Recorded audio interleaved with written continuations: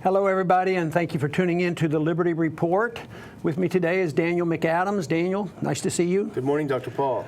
Good. I want to talk today a little bit about a subject we have visited before, but from a little different approach, and that is a topic of foreign interventionism, which is something we decry all the time. But there's been several articles in the media recently that addresses this in a slightly different way. Not so much the philosophic opposition that we express. You know, we don't have the moral authority. We don't have the constitutional authority. It doesn't make any sense just to pass out foreign aid. But this is more why it doesn't work, because the approach isn't the right way, and they emphasize in these various articles sort of the lack of understanding of the people that we're talking to and why they might resist it. You know, they can't quite comprehend something that I tried to push in the last campaign was, why don't we think about how we would react if somebody else did it to us? And I think this is the point that in some ways they're making. But one in particular I found fascinating was written by Stephen Kinzer, and he, of course, is the author of The Brothers, which is a fascinating book on recent history. But he wrote a recent article here today that was pretty interesting. He says, we'll always be foreigners, no matter what we do. And that's the way it would be if people came in our country and told us what to do. So the intentions, once again, the good intentions of us going over and spreading good ideas, he says, that is secondary to what really happens.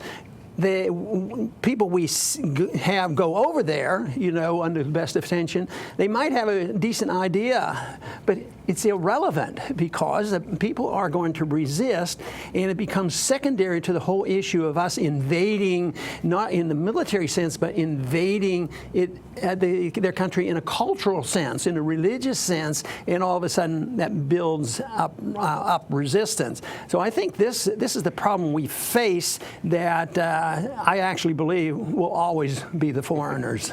It was an excellent article, and it had, you know, a couple of very great zingers in it, you know. If I can just read a couple of them. He said, many people don't like to side with foreigners, no matter how good their ideas may be. And the other one, which was so good, in some countries, patriots are more eager to be free of foreign influence than to have good government. But, you know, this is a practical and pragmatic assessment of U.S. influence efforts overseas. But as he also pointed out, this is nothing new. There's a great quote from Professor Sumner back around the time of the Spanish-American Wars in the late 19th century. And if we can just read it, we assume that what we like and practice and what we think better must come as a welcome blessing to Spanish Americans and Filipinos.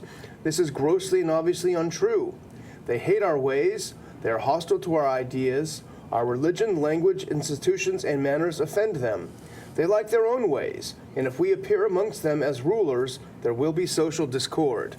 Yeah, I think he's hit it nail on the head there, because we don't have this understanding, but it's not a judgment on what we believe, because, you know, there will be some good ideas. But this whole idea of us intruding and forcing or bribing them to accept these ideas, what they're trying to do is win the hearts and minds of these individuals. And if you look at some of the countries that we went into with, of course, good intentions, we go in and there might be 3 or 4 different factions that want to get rid of the regime, and we want to get rid of the regime. Yeah, I think this was always true in Iran, that we would go in and we would threaten. The more we threatened, the more we unified the people who were trying to change the regime internally, because we didn't understand it culturally. And this is Kinzer's, you know, special point of trying to get us to understand. But there are others who have talked about this too. Michael Schur had a recent piece highly critical of Obama's trip to Kenya, and I think he touched on these same points. Yeah, he was asked, you know, when you come to the country, please don't try not to discuss some of the more contentious issues that we're dealing with here, primarily homosexuality and women's issues. And instead of doing that, he went in and he gave a very strong speech and told them about all of these values they must adopt and things they must do and this sort of thing. And Mike Scheuer points out that that it was a demeaning lecture that he delivered that will probably have the opposite effect that he may have wanted. Yeah, but he covered himself as he was walking out the door, and he had offended everybody. He says, "Oh, we'll send you a check." Even people who really need it, sometimes that can be insulting. Yeah. They would do that and say, "Oh, if you give us another money, we're going to give up our traditions." And this is the main argument for not using force of any means. But even if somebody said, "Well, they're not using force, they're not using guns, they're going over there, but they're using force to take our money, the taxpayers' money, from us to go over and try to impose themselves." It is a good example of Jacobinism. The stronger we believe in our goodness and our exceptionalism, and the more we want to do this, the more problems that we have. And I think these two individuals have, pointed these problems out rather well. And just think of how foolish it sounds. He goes over there and says how corrupt the government and the system is. You guys have got to change your ways. And by the way, here's $50 million. Yeah, So, and that's going to be okay. But so his argument, of course, is he's disruptive over there because it's challenging, but it's disruptive over here because it costs money and it's embarrassing and it might offend the people that might be disagreeing with those particular issues. But it's amazing that the people here go along with this and not yell and scream and say, "Hey, why are you doing this?" And when you think about us and our different organizations going over there, our president's going over there and interfering, when you think a pretty good question would be, don't you think we have enough problems here? I mean, do we have perfect relationships with all our cultural diversity here? And could we be making any mistakes here? That deserves some discussion too. Maybe they could get into the problems of poverty in the inner cities and the corruption there and the police brutality and all these things. That's huge. I know they talk about it, but it seems like we should have a better system here, because my argument has always been, if we truly want to influence others around the world, which could be a worthy goal, it should be by us setting a good standard, by them wanting to emulate us. But the way I understand what these writers are talking about, it's doing exactly the opposite.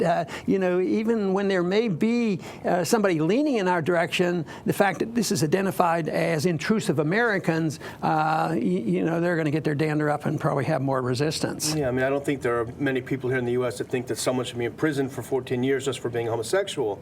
But when you go over there and you start wagging your finger at them, the possibility that you will actually change your system probably goes down to zero. This one sign held up, and this was in front of the U.S. Embassy in Moscow. It's too bad I don't have it up on the screen, but it's very easy to identify.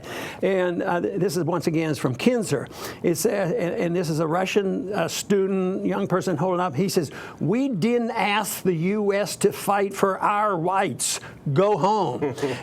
And I don't think that means they don't want their rights. Yeah. It just means that us fighting for their rights aren't really solving the problem. But there was somebody else writing in the news recently, and that has to do with the president of the National Endowment for Democracy, Gershman, and he had something to say about what we should be doing over there. Yeah, Carl Gershman, we've talked about him before. He's sort of the president for life of the National Endowment for Democracy. They have this Trotskyite background, and so they believe in the world revolution. But he's furious that Russia has decided to kick the National Endowment for Democracy out of the country. And he says it just shows, how horrible they are that they're kicking us out. We're just doing good. He's upset that they passed a law prohibiting Russian Democrats from getting any international assistance to promote freedom. And he said this goes against all international laws. But what the NED does when it goes into these countries is it finds favored political parties and publications and things, and it showers them with money, and it strengthens them and builds them up, and it looks for ways of undermining, regardless of what the vote. So it's an anti-democratic institution, because regardless of how people vote, they will undermine the vote by propping up other parties. But this whole idea that it's against international law is a joke too, because it is against American law for any foreigner, any foreign corporation, association, individual to have anything whatsoever to do with our elections. And I think he makes a mistake that Kinzer pointed out. They go in there rather arrogantly to deal with problems that Russia does have. But at the same time, he lectures them because they have a weak economy, and they have a weak economy only because they haven't listened to us. We have these wonderful ideas, and there's a lot of different reasons why there's a downturn in the economy in Russia. One dealing with our foreign policy, as well as the decreasing oil prices, which might be one and the same for all we know. So he's saying if they would just be more like us, you wouldn't have these problems. But once again, I think that's going to insult the very people that he pretends that he can convert to westernized ideas. And he likes to promote this idea that the opposition in Russia, if we just help them, but what he doesn't tell people is that the main opposition party in Russia is the Russian Communist Party. They have a very significant following. They're much more hawkish against the U.S. Meddling than Putin's people are by a long shot. But the Democrats, quote, that he talks about consistently are 1% in the polls.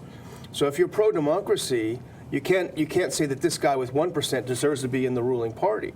Yeah, well, I think the intrusiveness is the real problem, and we've been doing that for a long time around the world. I think foreign interventionism has been especially bad for us in a policy of our country for over 100 years, certainly at the turn at the last century, and this is going to continue, and we can't expect by just electing a different Congress or a different president, there won't be enough votes there to really change it. The people who are really in charge are in charge of both political parties, and that's the big trouble. If you take this issue of how has Obama gotten as far as he could with what seems to be a reasonable approach with the Iranians, but there may be some economic things involved there that the establishments are willing to go along. Maybe there's going to be an opening with tremendous economic cooperation with the Iranians. So we don't know exactly, but we do know that the American people have a long way to do to speak out,